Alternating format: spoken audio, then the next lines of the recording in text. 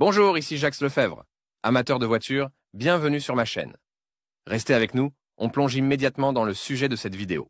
Le moteur EJ207 est utilisé sur les voitures produites par Subaru. Au cours de l'histoire de sa production, ce moteur s'est révélé fiable et puissant, avec des caractéristiques assez fortes. Caractéristiques techniques du moteur. Le moteur EJ207 est une modification du moteur de base EJ20 et ne diffère pas du EJ205. Il est doté d'un moteur de 2 litres, ainsi que de quelques raffinements et améliorations. Ce moteur a été produit pour être installé sur les véhicules Subaru. Le EJ207 a reçu une nouvelle tête de bloc, avec des conduits d'admission redessinés. Des pistons légers rendent le moteur encore plus léger. Une nouvelle unité de commande différente a été installée. Les arbres à cam de l'EJ207 proviennent de l'EJ205, d'un nouveau calculateur et d'un turbo IVF 28 de 1,1 bar. Sur la STI, GD a utilisé un IVF 30 VF35 sur la JDM WRX Typra, soufflant jusqu'à 1,1 bar. La WRX T-Spec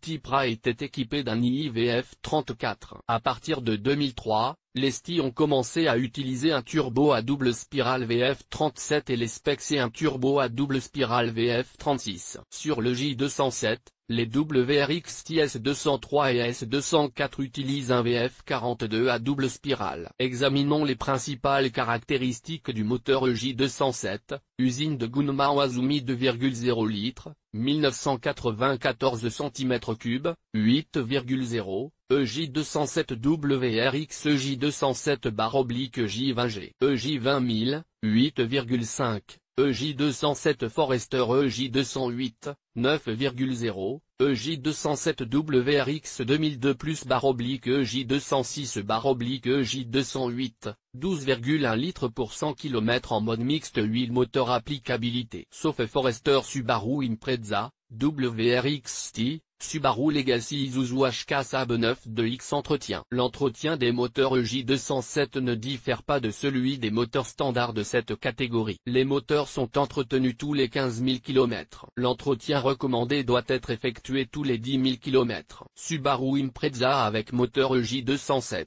Défauts typiques.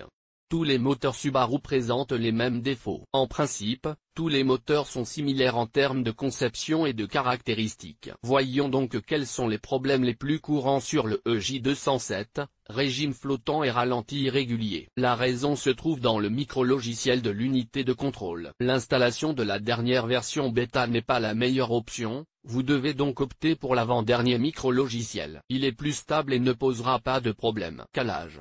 La cause en est l'engrenage de l'arbre à cam, qui entraîne une perte de pression d'huile. Sur les moteurs de la série FB, il y a souvent un problème de consommation d'huile élevée. Cela signifie qu'il y a un colmatage des anneaux d'huile. Problème avec le convertisseur catalytique. Si la pièce est rapidement défaillante, il est recommandé, après l'avoir remplacé par un élément neuf, de changer également de station-service. Le coupable est un carburant de mauvaise qualité. Cliquez sur les moteurs de la série EJ20. Cela signifie que le 4e cylindre a surchauffé et que le système de refroidissement du moteur est défectueux. Fuite d'huile.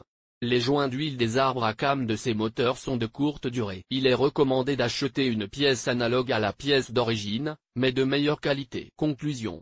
Le moteur EJ207 est un moteur fiable et de haute qualité. Ils sont tous très bien notés et respectés par les automobilistes et les experts. L'entretien de l'unité motrice peut être effectué de manière indépendante. Pour les réparations, il est recommandé de s'adresser à une station-service.